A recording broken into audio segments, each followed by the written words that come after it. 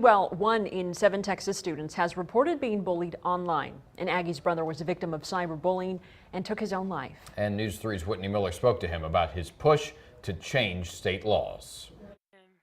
Because the David I knew was the typical happy kid brother. On January 4th, Aggie Chris Molak says his 16-year-old brother David took his own life after being bullied online by peers at a high school in San Antonio. We knew it was happening, but we weren't able to really see how bad it really was. After the tragedy, Chris and his brother Cliff took to Facebook with a plea to stop cyberbullying. I mean, it just kind of exploded from there, and we were able to see that we could make a difference and make our brother's life worth something. Now the pair's on a mission to create a bill, David's Law.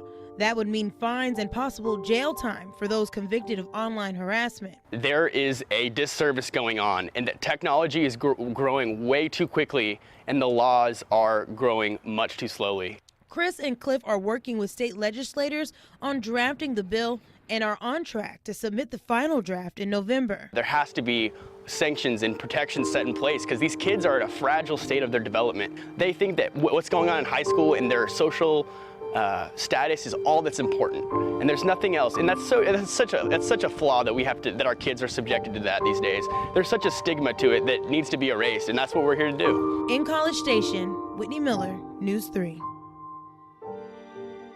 Molak says David's Law was modeled after successful legislation in Maryland and Michigan. And their goal is to have the bill passed when the legislature meets next spring.